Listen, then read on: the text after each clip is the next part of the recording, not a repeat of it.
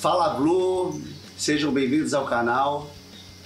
Hoje vamos fazer uma resenha com o Rogério Alemão, ex-surfista profissional, free surf, residente na França e está de férias no Brasil e veio fazer uma visita.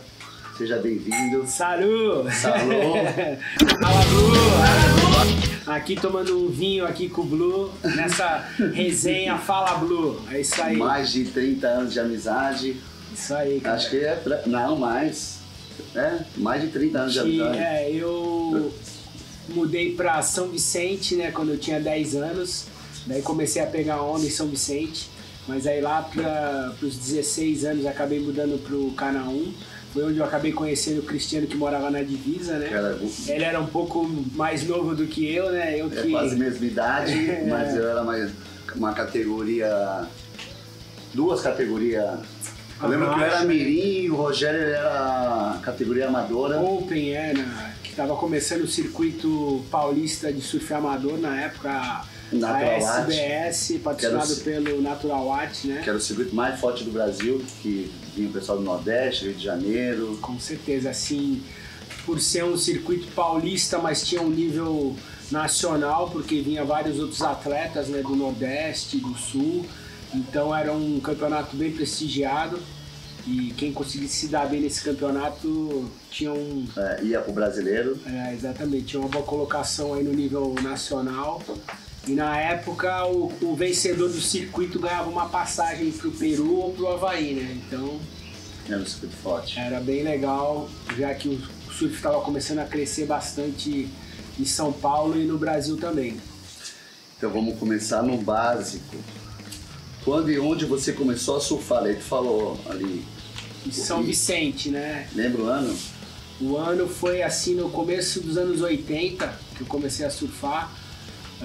Quando eu fui morar em São Vicente, meus primos já estavam morando lá e começaram a surfar, e daí através deles eu comecei a surfar com já eles. Prancha de fibra, o Guarujá, então, a gente tinha já as pranchas Guarujá, mas eu comecei a surfar com uma prancha monoquilha, feita até pelo Armando Jaguari da Cheers, né, que depois virou a Fluid Energy.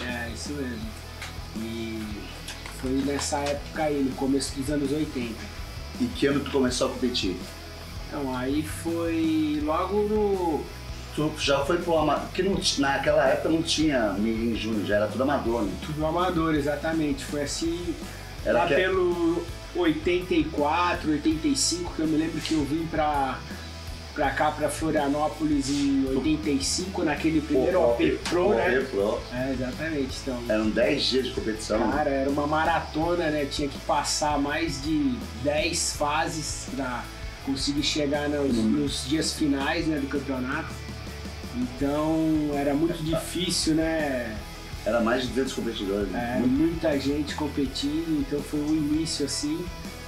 E nessa época foi assim as primeiras competições e foi quando eu vi que o surf era realmente o que eu queria fazer, né?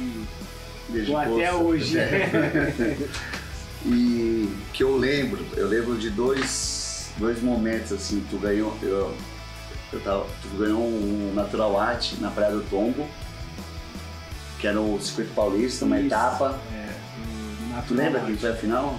Foi eu, Renan Rocha, o Pio Pereira e agora o quarto Tito Mona. Não, Jairzinho Oliveira. O mar subiu, ficou grande, deu altas ondas no sábado, que eu também consegui pegar uma onda irada lá, tirei um tubo, ganhei uma nota 10 e no domingo também deu altas ondas e acabei ganhando esse campeonato, que pra mim foi assim super marcante mesmo, porque altas ondas. Deu altas ondas e tu vê dois ex-atletas da WCT, né? O Pio e o Renan. E o Renan Rocha na final. E o Jair, acho que foi o vice-campeão brasileiro. Exatamente, o Jairzinho também sempre estava presente nas finais, né? Então foi um campeonato bem assim expressivo para minha carreira de amador, né?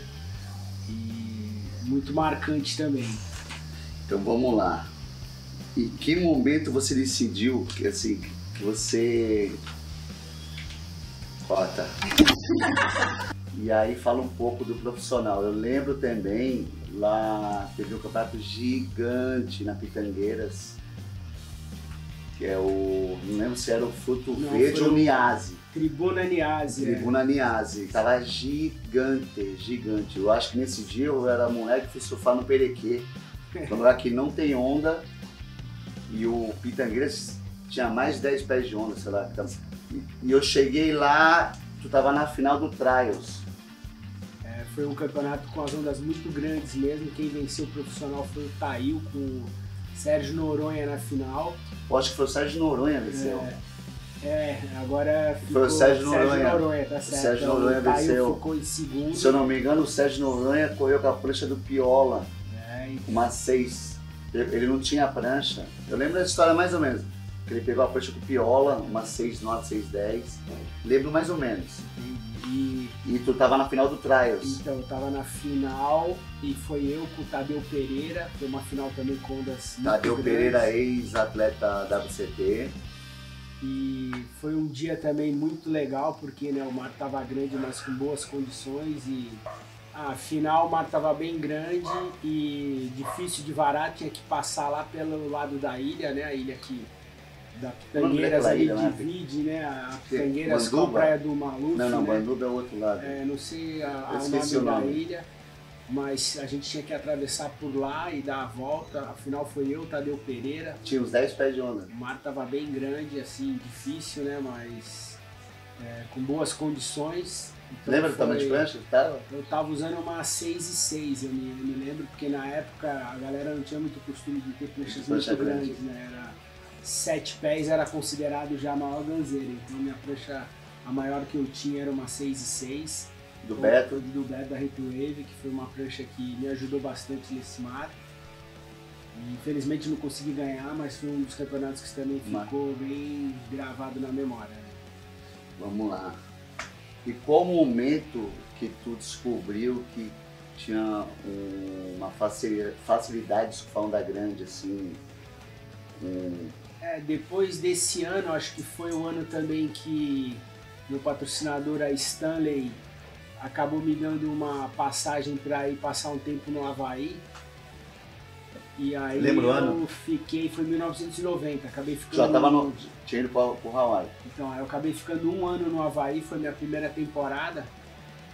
E depois disso acabou dando uma mudada radical assim na minha vida, na minha carreira, porque depois de 1 ano que eu fiquei morando no Hawaii, na Califórnia, quando eu voltei pro Brasil, aí todo mundo ficava, pô, mas tu vai voltar, tu vai competir? E aí depois eu acabei ficando 1 ano sem competir, né? E nessa fase, exatamente, né? Quando tu para de competir um pouco para retomar as competições, já perdeu meio difícil, exatamente. Aí eu comecei a tentar fazer a carreira de free surfer, né? Que é viajar para surfar, para poder fazer material para os patrocinadores. Exatamente. Na época era só revista, né? Não tinha esse negócio de internet, Instagram, de Facebook, mídia eletrônica, então o objetivo era sempre tentar sair na revista. Fazer uma capa. Fazer uma capa, exatamente, né? E tu foi capa da Fluir, né? Que era a revista mais famosa da América do Sul. Aí depois nessas idas e vindas aí... Fez uma capa dessas viagens, acabei fazendo uma capa no Pernambuco com o Sebastião Rojas, que foi bem legal na época que eu tinha ainda patrocínio da Stanley. Então foi bem marcante também para mim essa época, porque como a gente está mencionando aí, não tinha nenhuma mídia eletrônica e era assim, todo mundo visava sair na revista ou uma página dupla e principalmente a capa. Então eu acabei sendo capa da Fluir em 89, então foi e acabou sendo a mesma matéria do campeonato do Tribuna Niazi, que saiu nessa mesma revista, né? Então foi bem legal, foi uma revista... E a mídia nacional, né? Foi bem bacana mesmo. Vamos lá. Quanto tempo eu tô morando na França? Quanto tempo você tá morando na França? Na França eu tô morando desde 2004, já vai fazer... Peraí, então vamos fazer outra pergunta que é antes, porque a França foi depois. Certo. Aí teve um ano, minha primeira temporada, o Hawaii foi em 1998. E tu já tava morando lá. Quando eu cheguei, aí teve Eu lembro de uma cena que eu cheguei em Aimeia pra cair com o Pio. Deixa eu dar um... Marley, senta. Quanto tempo você tá morando na França? Mas voltando, a França foi o último estádio. Em 1900, vamos voltar, porque ficou Hawaii, aí Califórnia e Indonésia. França é agora. Aí minha primeira temporada do Hawaii foi em 98. Eu lembro que eu cheguei em Aimeia pra cair. Tu tava saindo de Aimeia, eu já tava uns 40 minutos olhando o mar. Tu conectou, tu tava com uma prancha branca gigante, 10, 11 pés. O mar tinha 15 a 20. E eu lembro que tu conectou a onda, tu saiu no short break. E aí tu saiu, viu o salva-vida, que era já conhecido teu. Não sei se tu lembra, faz tempo. Tu levando ideia com o cara, que acho que tu já morava lá. E eu cheguei, eu fiz uma... Vou tentar achar essa foto, tem uma foto que eu tive na Aimeia. Eu tenho uma foto a gente olhando o Aimeia. E uma foto na beira, com uma prancha branca gigante, tô contigo. E tu já tava morando no Hawaii. Já, eu Porque tu ficava 6 meses. Como é que foi esse... então, acho que depois de 2000 e... Não, esse depois já era de 94, 94, foi quando eu consegui ir para a Indonésia pela primeira vez. Aí eu acabei fazendo bastante vezes 6 meses Hawaii, 6 meses Indonésia, né? Todo ano. Então nesse bate e volta aí, acabava ficando 6 meses no Hawaii e 6 meses na Indonésia. E não me lembro exatamente desse dia que você comentou, mas me lembro dessa prancha que eu usava, que era uma branca, uma Dennis Peng 11 pés, super branca, fina, esticada. Exatamente, na época... Era de alguém? Era de algum brother lá de lembra o agora tamanho, eu não não? me lembro. Não, a prancha era uma 11 pés. 11? Eu tenho umas fotos dessa prancha, mas Pô, ela era muito estreita assim, né? Porque hoje em dia as pranchas têm muito mais volume, largura para pegar as ondas grandes, né? E naquela época, como o Kelly Slater usavam as pranchas muito estreitas e mudou um pouco assim aquela concepção de shaper de prancha, né? Então Era a época das pranchas esticadas e... Exatamente, todo mundo começou a fazer umas pranchas mais estreitas, porque nos anos 70, 80 as pranchas realmente eram um pouco mais largas, mais volumosas. Aí depois o Slater conseguiu dar uma mudada no estilo do surf e revolucionou usando essas pranchas mais estreitas e mais finas, né? E aí todo mundo começou a tentar surfar com umas pranchas dessas. E no Aimeia, né, assim, é lógico que quando tá acima de 20 pés já é bem mais difícil e bem mais tenebroso. Então eu gostava de surfar o Aimeia até 20 pés no máximo. Falando, né? de Aimeia, não sei se tu lembra, uma vez tava, acho que no Pernambuco tava eu, Daniel, Piola, Zé Paulo, não lembro. Aí tu contou que tu tava num mar grande em Aimeia, grande. Aí tu foi passar a onda, foi um lance assim, tu escorregou a mão, aí tomou um... Porque antigamente também todo mundo tinha mania de subir em cima da prancha e pra pular. E mergulhar para tentar varar. Ir mais profundo para passar a onda, né? E numa dessa hora que eu fui subir em cima da prancha, a mão escorregou. E tu afundou. Não consegui, aí o caldo foi pior ainda. E não tinha colete? Né? Ah não, essa época nem imaginava que era colete, né? Mas pô, acabei tomando um caldo sinistro. Em função de tentar mergulhar para afundar mais e não consegui. E foram algumas loucuras lá, algumas experiências em Aimeia. E uma vez também me lembro que eu tava com uma prancha, uma Willis Brothers bem grossa assim, que eu tinha comprado, uma prancha quebrada no meio e arrumada. Aí deu um Aimeia gigante, a galera, caramba, hoje tá 20 pés, vamos pra água. Eu não quis nem olhar o mar, a gente fez aquele aquecimento lá das antigas, acabamos indo pro mar.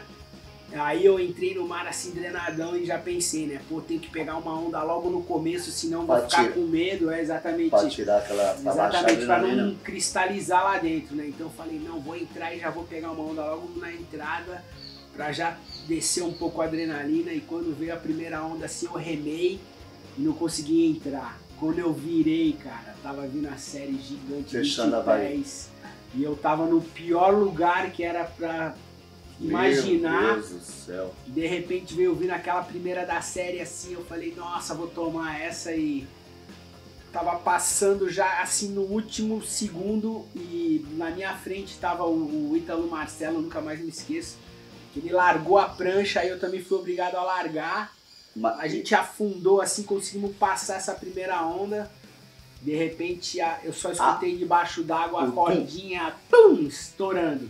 Aí quando eu levantei, cara, sem prancha e a série vindo, sem colete, todo mundo remando pro meio da Bahia, assim, oh, meu Deus, e agora, cara? Eu comecei a nadar desesperado, sorte que eu, passei essa série assim por muito pouco nadando. Show de horror.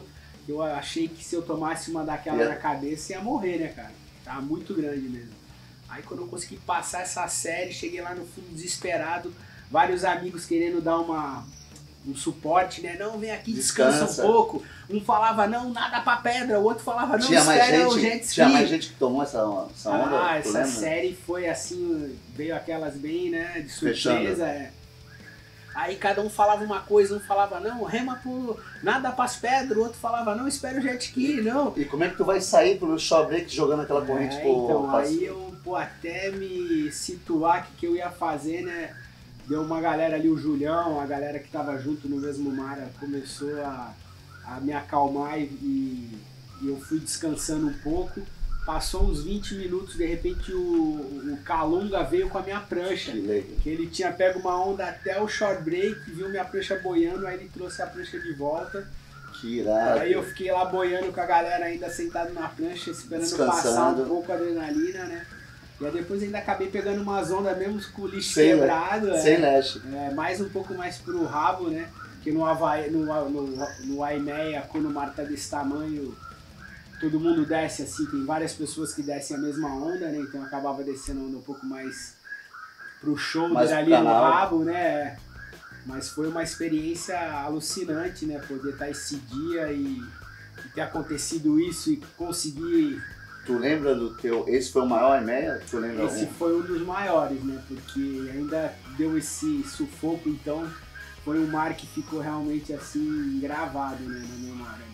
Mas lembrando que o Aimeia, lógico, quando tá acima de 20 pés é muito, muito complicado.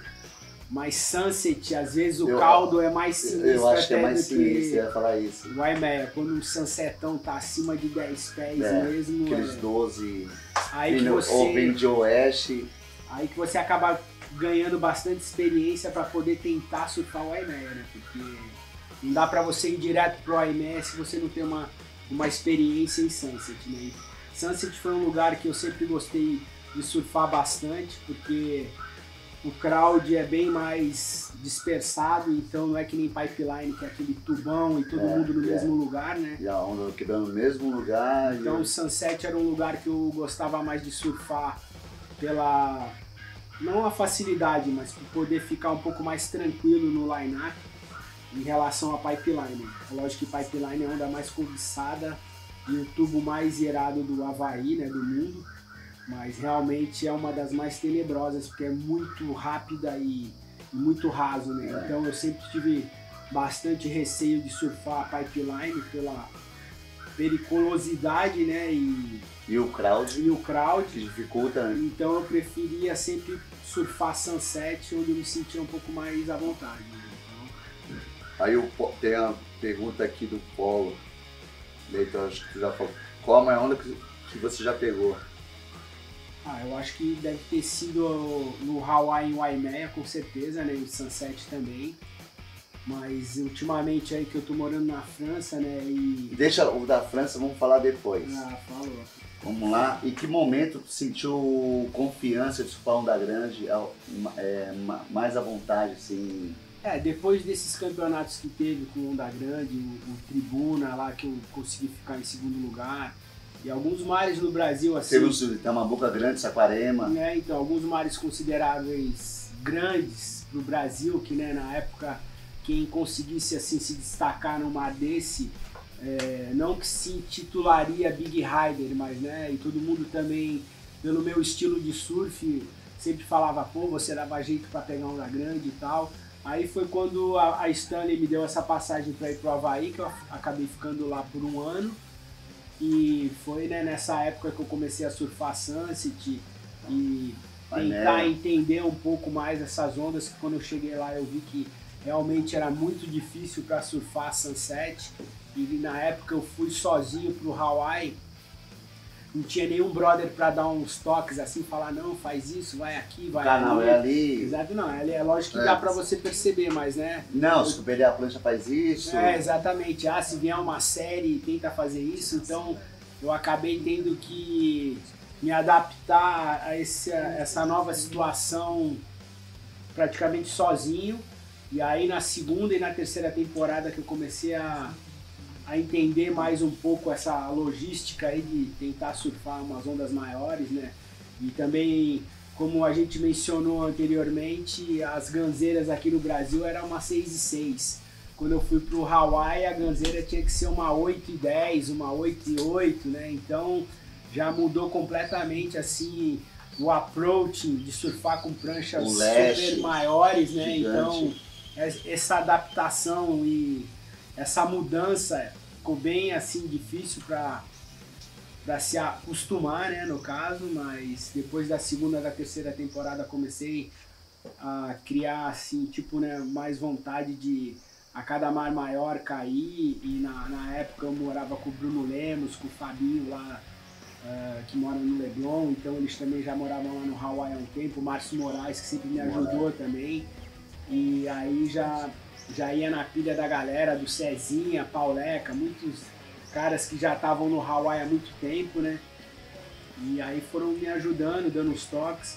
Aí comecei a me sentir um pouco mais à vontade, mas nesse período, né, até então, o surf de onda grandes era muito diferente de hoje em dia, né? Porque se você surfasse uma onda de 8, 10 pés, você poderia até assim se intitular ou começar a se achar que era um Big Rider, né? Exatamente. É lógico que acima de 8 pés o mar realmente fica difícil de surfar. E já é um risco.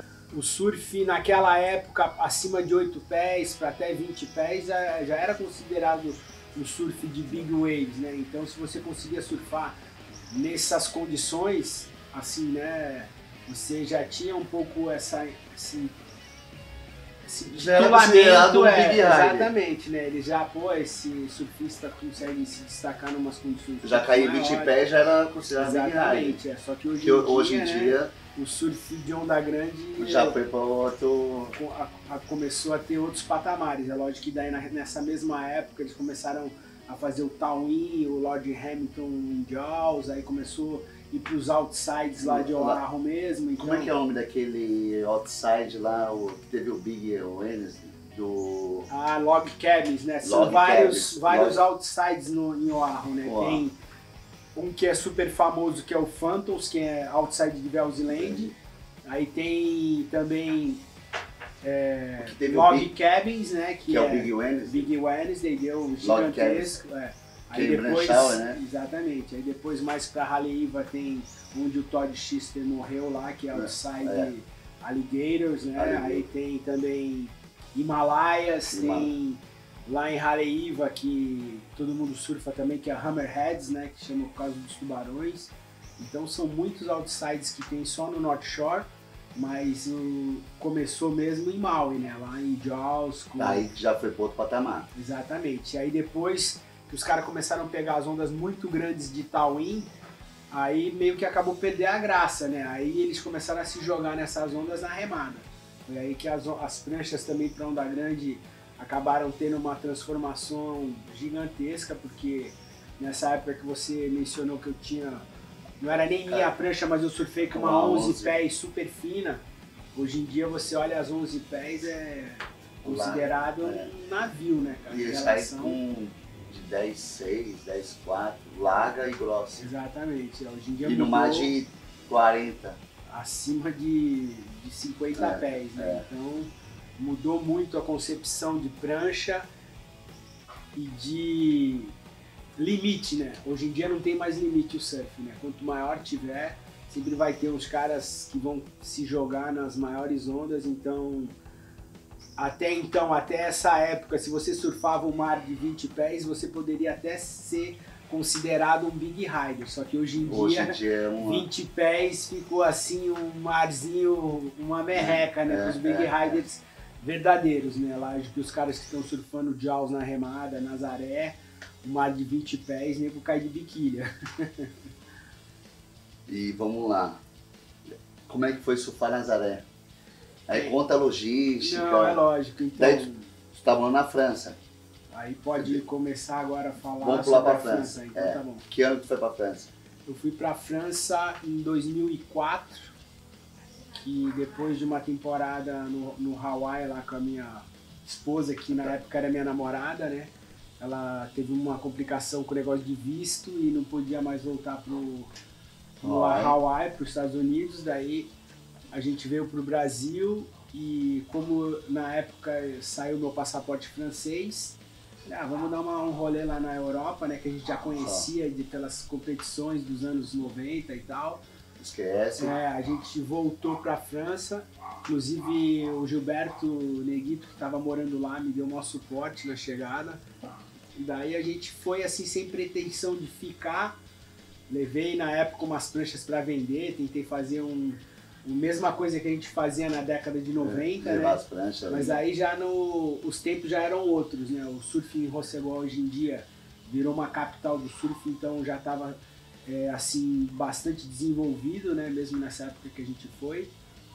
Só que daí a gente acabou gostando de lá e acabamos ficando, né? Então foi em 2004, já vai fazer agora 17 anos que a gente está morando lá.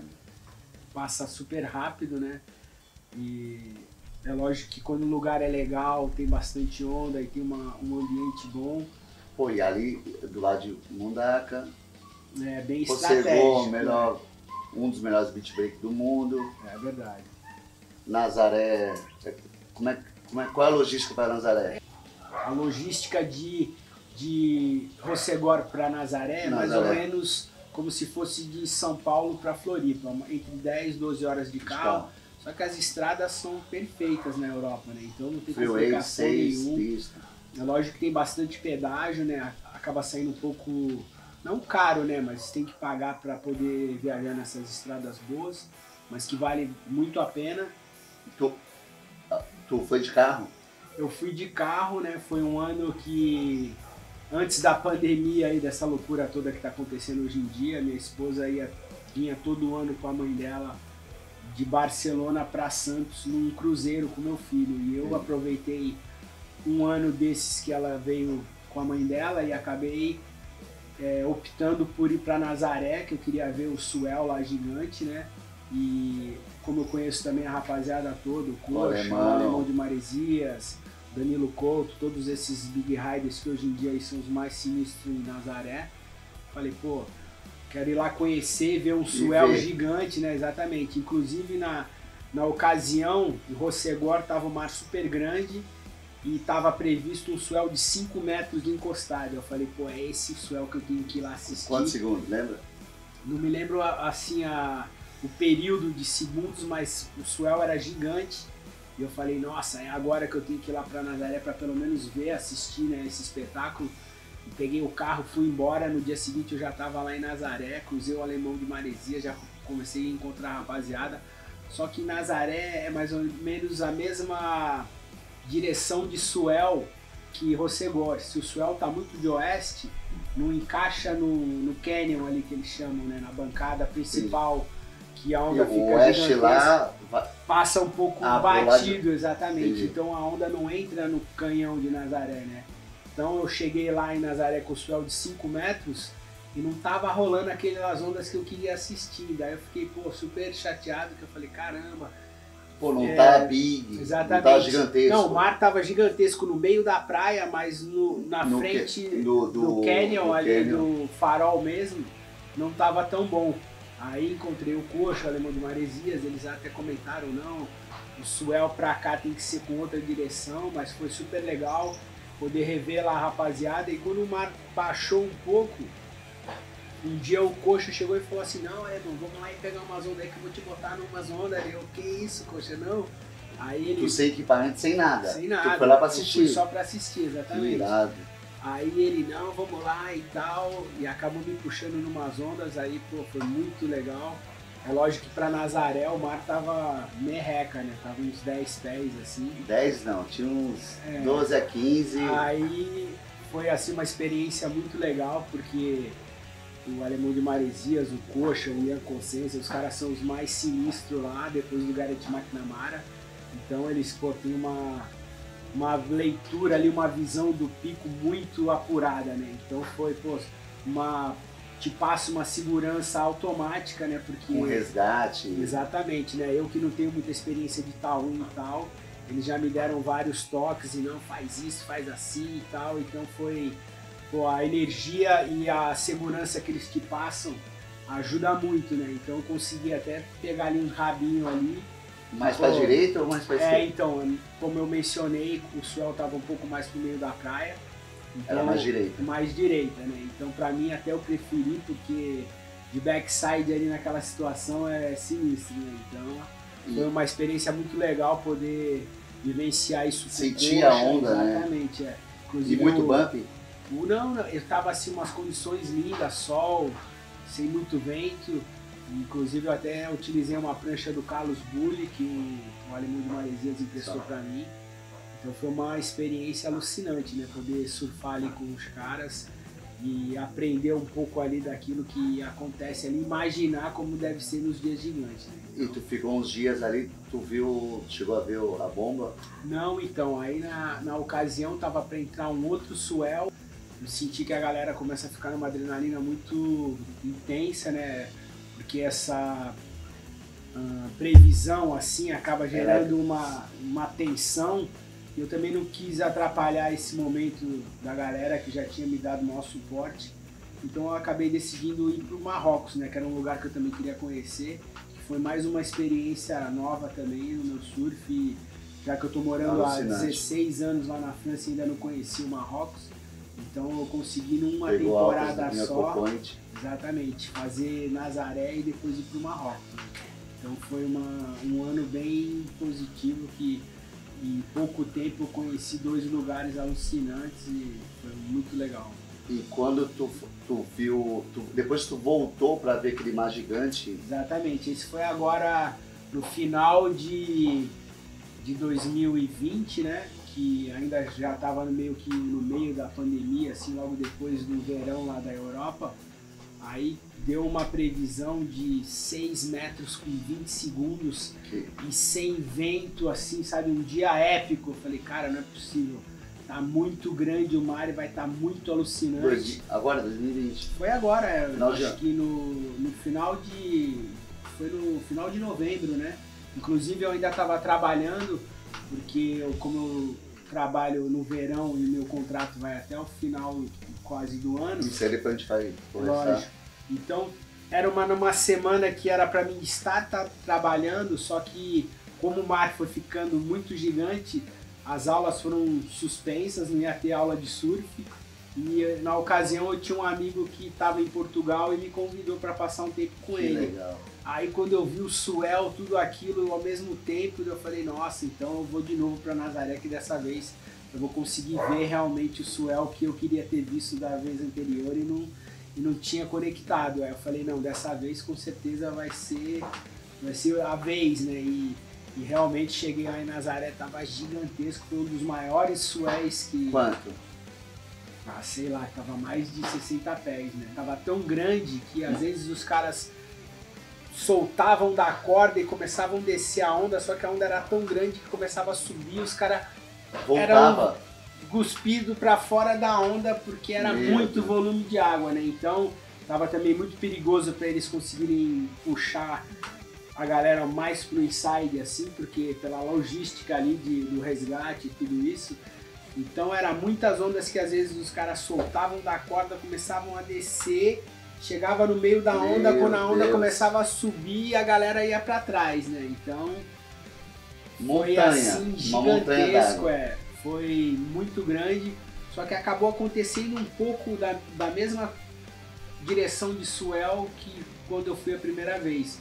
O swell não tava nítido assim no canyon, né? Ele tava um pouquinho mais pro lado. Foi assim um swell muito grande com as condições épicas, né? Porque não tinha vento, não tava sol e já quase fim de novembro é uma época que começa a esfriar na Europa e tava 25 graus, tava assim, foi um dia que todo mundo tava, nossa, que isso?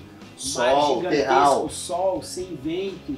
Então, terral não, tá sem vento. Sem vento, então isso. Eu falei, cara, tenho que ir assistir esse swell, né? E realmente foi um dos dias maiores que aconteceu em Nazaré. É lógico que eu acredito que o recorde do Rodrigo Coxa não foi batido, porque na época o swell do Rodrigo Coxa, apesar de estar um pouco menor, mas a direção estava mais encaixada no canyon, então a onda acaba dobrando de tamanho, né? Então, mas teve ondas surfadas gigantescas pelo Carlos Bulli, o Pedro Scooby, o Cachumbo, o alemão, o Sebastian Sturner, né? A Maia, a francesa lá, a Justine Dupont. Então teve várias ondas muito grandes surfadas, mas ninguém anunciou a quebra do recorde do Rodrigo Coxa, mas foi... Tava parecido. Tava muito parecido e foi alucinante poder estar presente lá nesse dia e ver essas condições. E o pessoal da Europa ou só o pessoal de Portugal que vai assistir? Bastante gente de Portugal, mas como o swell era assim muito grande, eu acabei encontrando muitos franceses que moram em Rossegor, que acabaram indo fazer a mesma coisa que eu, né? É um espetáculo. Cara, inacreditável, foi assim, muito legal. E foi também legal porque deu onda em todas as bancadas da Europa, né? Foi praticamente que nem esse swell que deu agora aqui no verão, né? Só que em tamanhos diferentes, né? Lógico, deu onda na Europa inteira, quebraram vários lugares que geralmente não funcionam, mesmo em swells gigantes, inclusive deu altas ondas lá em Belrara também, que é na França, um pico lá super famoso, mas muito raramente funciona, né? Então acabou rolando onda na Europa inteira e foi um swell assim muito maneiro de assistir, né? E para finalizar, vai regressar, hoje é segunda-feira, estamos gravando, tu volta semana que vem e atualmente estamos na França e fazendo o quê? Agora já fazem 16 anos que eu moro na França, já tem 9 anos que eu dou aula de surf, né? E em Rossegor mesmo, no Rossegor Surf Club, que é o clube local ali da praia, que tem também os treinamentos com a galera local, desde criança até os profissionais hoje em dia, que é o João Duru, o Marco Lacomar, todos fazem parte do Rossegor Surf Club, né? Então um clube, uma escola que é bem conhecido, né? Tem apoio da Quicksilver, né? Tem apoio da Quicksilver, então é uma escola e um clube bem conhecido na área, que hoje em dia são milhares de escolas de surf na França, mas o Rossegor Surf Club foi um dos primeiros, né, pioneiros ali da área. Então é bem legal poder fazer parte ali com a galera local. Desse time, né? Exatamente, com a galera local, né? Eu já estou trabalhando com eles já faz 8 anos, dando aula de surf no verão inteiro, um pouco antes e um pouco depois da temporada também. E é bem legal poder trabalhar no meio do surf, né? Já que minha carreira como profissional foi uma época que o surf não dava muito dinheiro, né? Foi assim, meio que um início. Então poder estar ainda surfando, foi uma escola, né? Exatamente, poder estar surfando e conseguindo sobreviver do surf, pô, é uma gratidão, né, cara? É a mesma coisa para você que faz altas pranchas e de repente não vai ficar milionário, mas a gente, né, a nossa riqueza é poder ver a galera contente. Viver bem. E surfar aí o máximo possível, né? Então. Obrigado. Um prazer aqui com o Blue. Obrigado a todos. Se inscrevam no canal, toque o sininho. Fala aí, direção. E espere o próximo. Espere o próximo. Muito obrigado. Valeu, Blue!